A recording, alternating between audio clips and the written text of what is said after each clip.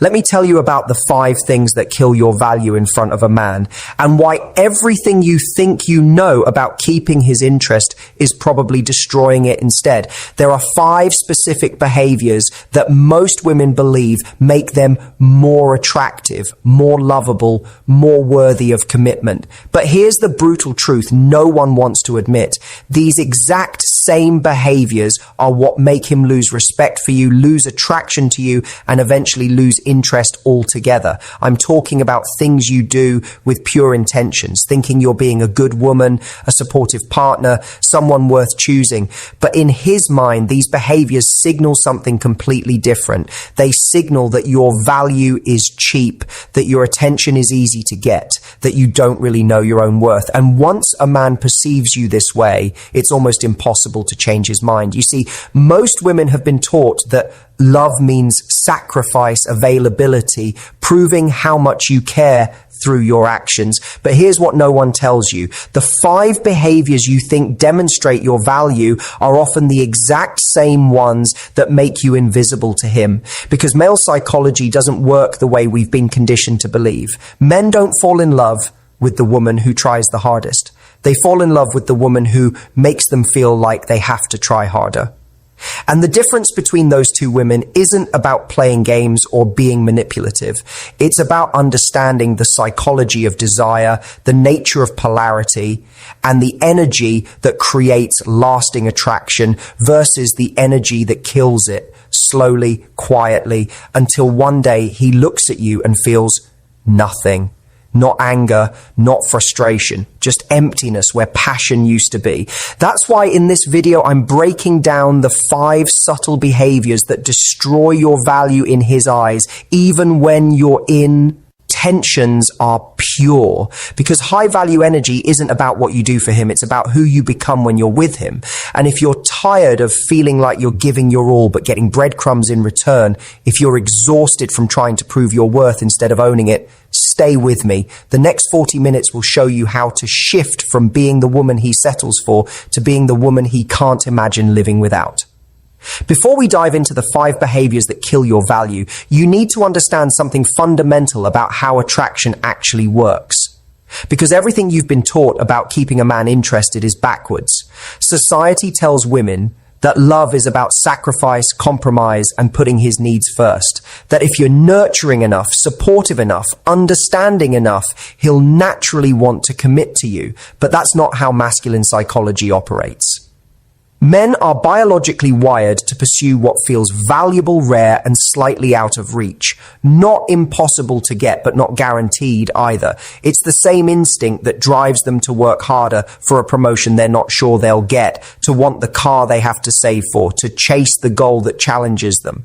When something comes too easily, when there's no effort required, when the outcome is certain, the masculine mind loses interest. Not because men are cruel or shallow, but because desire thrives on uncertainty, effort, and emotional contrast. This is why the nice girl often finishes last, not because men don't want kindness, but because kindness without boundaries becomes invisible. Generosity without discernment becomes expected. Availability without standards becomes boring. You become like background music in his life, pleasant but forgettable, comforting but not compelling. Here's the truth that will change how you show up in relationships forever. Your value isn't measured by how much you give. It's measured by how he feels when he's around you. Does he feel challenged to be better? Does he feel grateful for your presence? Does he feel like he's constantly earning your attention? Or does he feel like he already has it no matter what he does?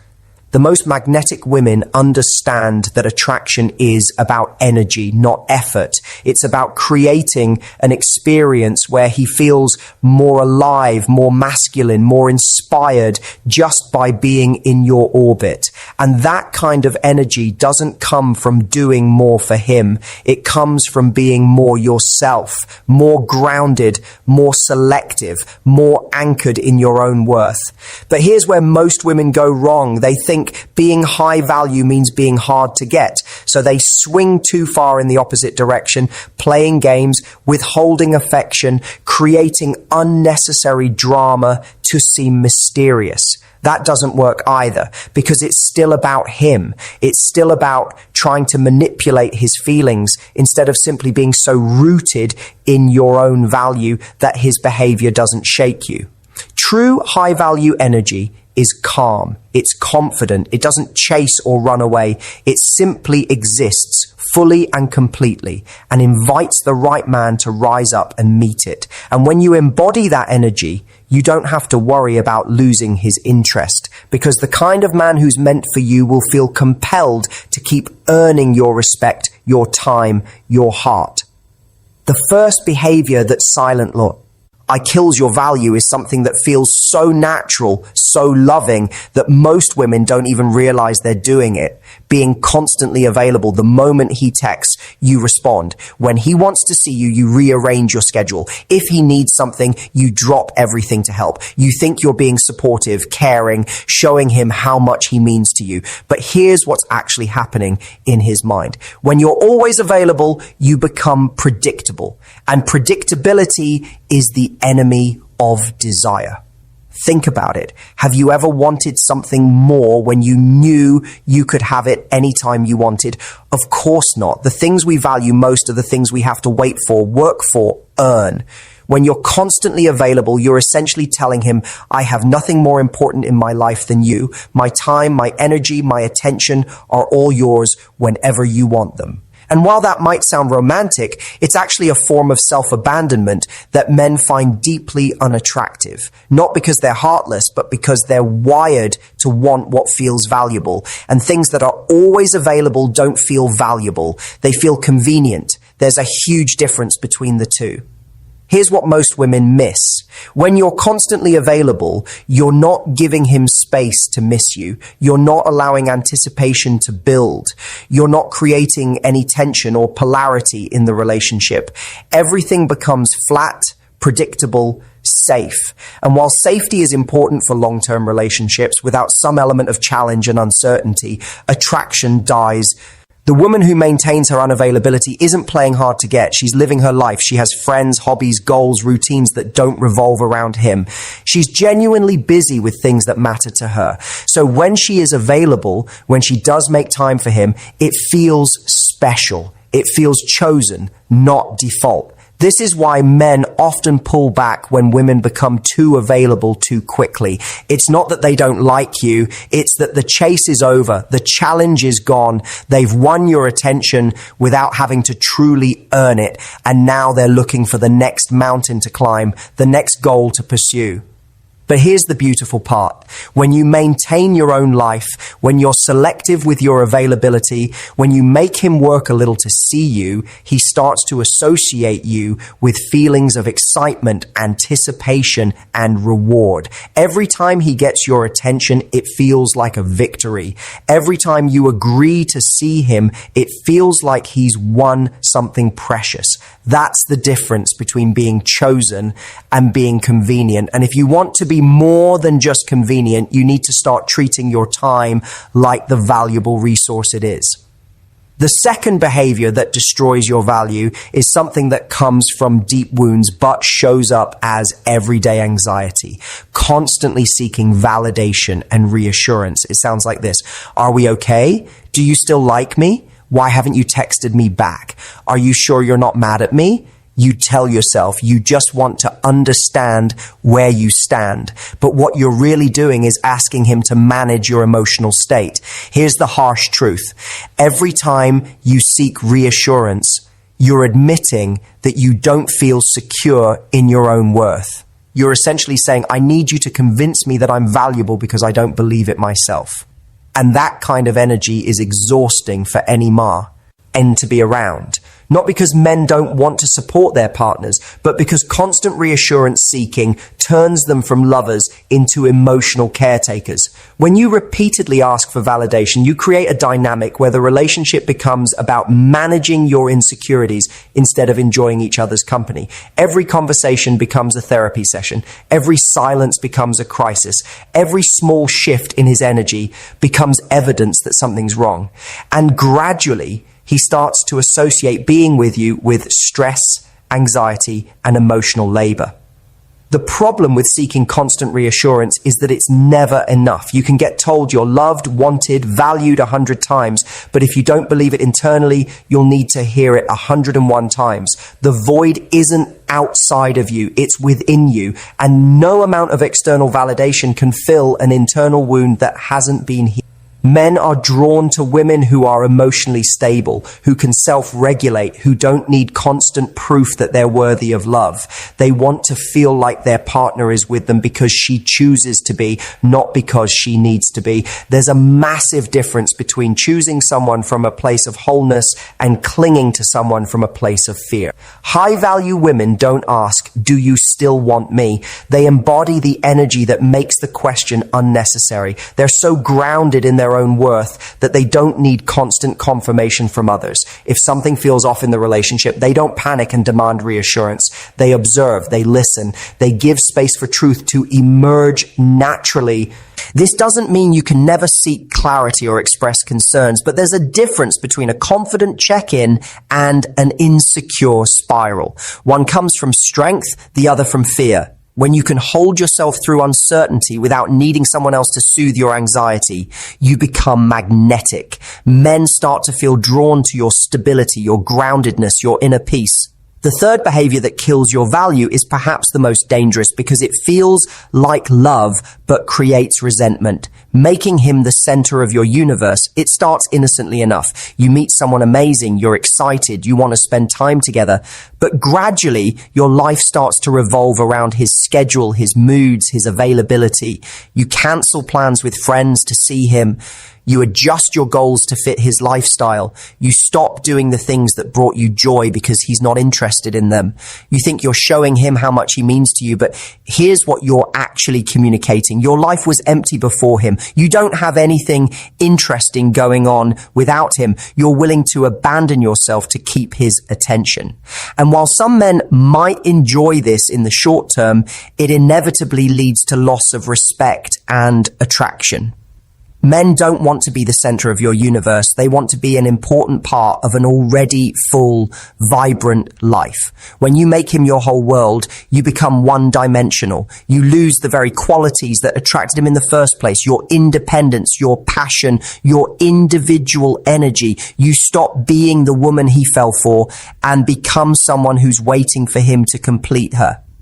Here's what most women don't understand. The most attractive thing about you isn't how much you need him. It's how complete you are without him. When a man meets a woman who has her own interests, friendships, goals, and joy that don't depend on his presence, he feels intrigued. He wants to be part of that rich, full life. But when he becomes the only source of your happiness, it stops feeling like a gift and starts feeling like pressure.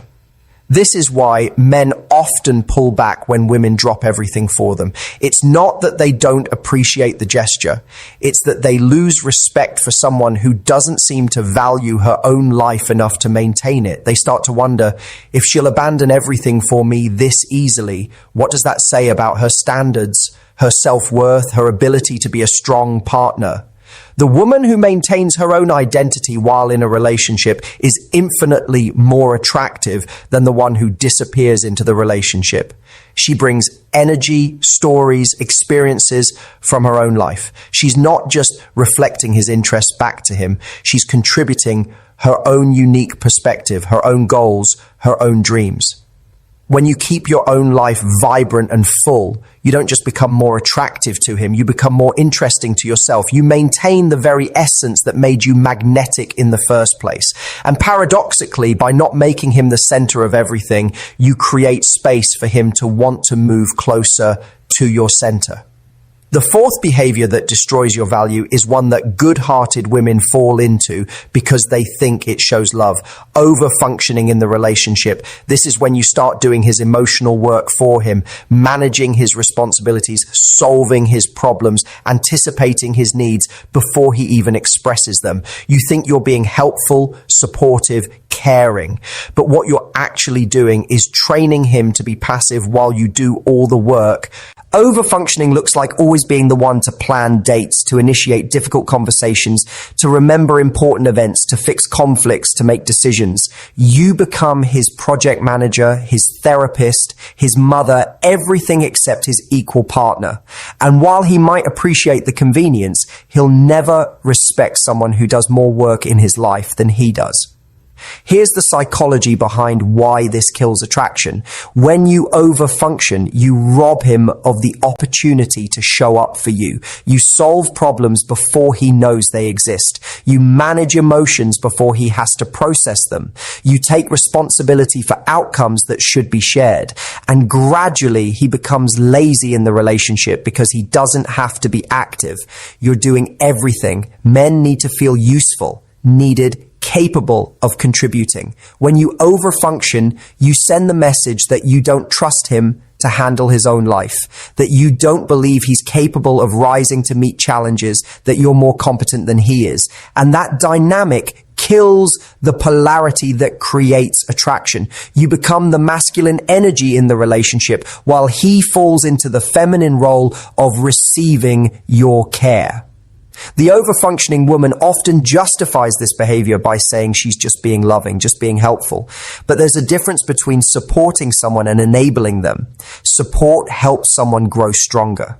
Enabling keeps them dependent. When you consistently do things for a man that he should be doing for himself, you're not helping him, you're handicapping him. High-value women understand that their job isn't to fix, manage, or improve their partner. Their job is to be an inspiring presence that motivates him to want to show up better. They let men struggle with their own challenges, make their own decisions, learn from their own mistakes. They offer support when asked, but they don't take over. This doesn't mean you can't be helpful or caring. It means you maintain boundaries around what's your responsibility and what's his. You let him handle his own work stress, his own family drama, his own emotional processing. You're there to support him, but you're not there to save him from his own life. When you stop overfunctioning, something beautiful happens. He has to step up. He has to become more active, more present, more invested. Because if he doesn't, things don't get done, problems don't get solved. And slowly, he starts to take more ownership of his role in the relationship and in his own life. The fifth and final behavior that kills your value is the most subtle, but perhaps the most deadly: losing yourself to keep the peace. This is when you start compromising your values, suppressing your opinions, avoiding difficult conversations, and molding yourself into whatever you think he wants you to be. You silence the voice inside you that says, this doesn't feel right, because you're afraid that speaking up will create conflict or push him away. You laugh at jokes you don't find funny. You agree with opinions you don't share. You go along with plans you don't enjoy. You tolerate behavior that crosses your boundaries. You tell yourself you're being flexible, easygoing, low maintenance. But what you're really doing is disappearing. And you can't build a real relationship with someone who doesn't know who you really are. Here's what happens when you lose yourself to keep the peace. First, you build resentment. Every time you silence yourself, every time you compromise something important to you, you store a little bit of anger. And that anger eventually comes out, usually in ways that seem disproportionate to the situation. You explode over something small because you've been swallowing big things for too long.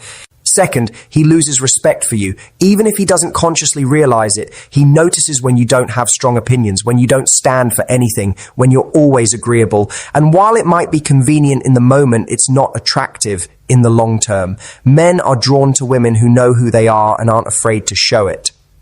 Third, you lose yourself. You become so focused on being what you think he wants that you forget what you actually want. You lose touch with your own desires, your own goals, your own values. And ironically, in trying to become more lovable, you become less interesting, less authentic, less yourself.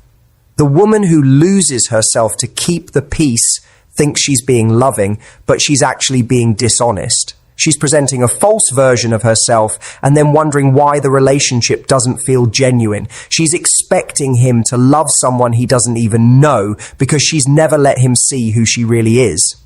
High-value women understand that real love requires real truth. They know that if they have to hide parts of themselves to keep someone, then that person isn't really choosing them. They're choosing a performance, and performances are exhausting to maintain and impossible to sustain. This doesn't mean you should be confrontational or argumentative. It means you should be authentic. Express your opinions, share your preferences, voice your concerns. Set your boundaries. Let him see all of you, the easy parts and the challenging parts, the light and the shadow.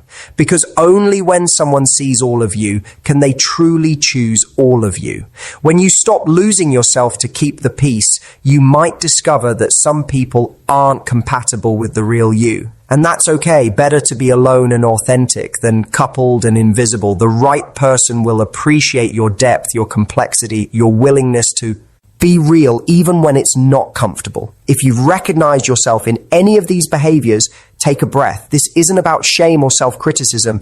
This is about awareness, because awareness is the first step toward change. Most women fall into these patterns not because they're weak or needy, but because they've been taught that this is what love looks like.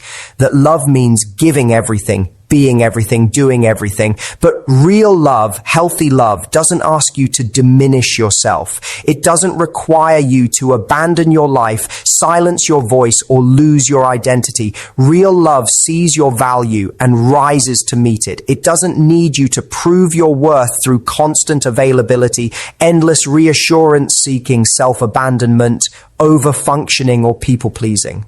High-value women don't chase relationships. They attract them. Not by being perfect, but by being whole. Not by giving everything, but by giving selectively. Not by avoiding conflict, but by staying true to themselves even when it's uncomfortable. They understand that the right man won't run from their standards, their boundaries, their authenticity. He'll run toward them. So here's your reminder. You are valuable, not because of what you do for others, but because of who you are. Your worth isn't negotiable. Your standards aren't suggestions. Your boundaries aren't optional. And your authentic self isn't something to hide or change or improve for anyone's approval. The world needs more women who remember this truth and live from it. Women who know their value and aren't afraid to embody it. Women who understand that real love doesn't require them to disappear, but to show up more fully than ever before.